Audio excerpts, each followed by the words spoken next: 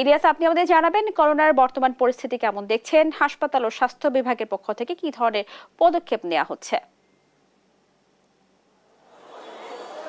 Corona উপসর্গ নিয়ে আমরা দেখেছি প্রতিদিনই যে পরীক্ষা, সেই পরীক্ষা করাতে কিন্তু রোগীর সংখ্যা বেড়েই চলেছে। অর্থাৎ এখন পর্যন্ত প্রতিদিন দৈনিক গড়ে 25 থেকে 30 জন করে তারা পরীক্ষা করাচ্ছেন। অর্থাৎ তারা কিন্তু সবাই জ্বর, সর্দি, কাশি এবং হাঁচিতে কিন্তু আক্রান্ত। অর্থাৎ চিকিৎসকরা বলছেন যে করোনা উপসর্গের রোগীর সংখ্যা প্রতিনিয়ত বাড়ায়। তাদের যে প্রস্তুতি, সেই প্রস্তুতি কিন্তু তারা নিয়ে রেখেছেন। অর্থাৎ ময়মনসিংহ মেডিকেল কলেজ হাসপাতালের জরুরি বিভাগের সাথেই কিন্তু করোনা উপসর্গ যারা আছেন তাদের কিন্তু পরীক্ষা নিরীক্ষা করা হচ্ছে। অর্থাৎ সকাল 8টা থেকে দুপুর 2:30 পর্যন্ত কিন্তু করোনা উপসর্গ নিয়ে যারা আসছেন তারাই কিন্তু পরীক্ষা করাচ্ছেন। অর্থাৎ আজকে এই পর্যন্ত 9 জনের পরীক্ষা করা হয়েছে।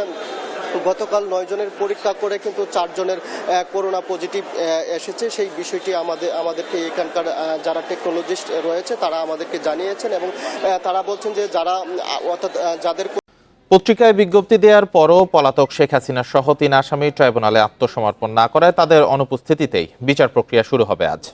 তাদের পক্ষে আইনজীবী নিয়োগ দিবে রাষ্ট্র।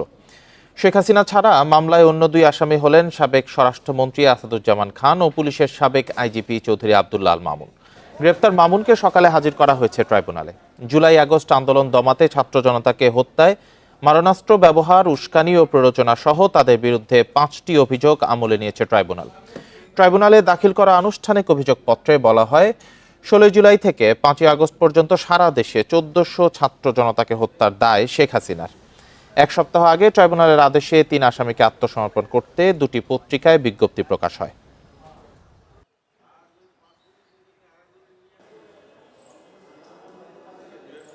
27 জুন 28 তারিখ ঢাকা যে ঐতিহাসিক স্মরণকালের বৃহত্তম, হয়তোবা সারা বাংলাদেশের সর্ববৃহৎ মহাসমাবেশ হবে।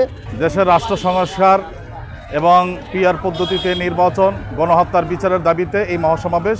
আমরা ঢাকায় যাব প্রয়োজনীয় রাষ্ট্র সংস্কার, গণহত্যার বিচার, সংখ্যানুপাতিক পিআর পদ্ধতিতে সুষ্ঠু ও নিরপেক্ষ নির্বাচনের দাবিতে এবং দেশ ও ইসলাম বিরোধী সকল ষড়যন্ত্র ও চক্রান্তের প্রতিবাদে বরিশাল থেকে আমরা রওনা করব আগামী 27 জুন।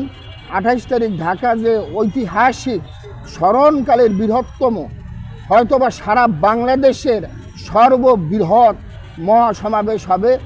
ঢাকা একটা জনগণের মহাপ্রলয় সৃষ্টি হবে। আমাদের সভাপতিত্ব করবেন মুফতি সৈয়দ মোহাম্মদ রেজাউল করিম পীর সাহেব চরমোনাই, আমির ইসলামী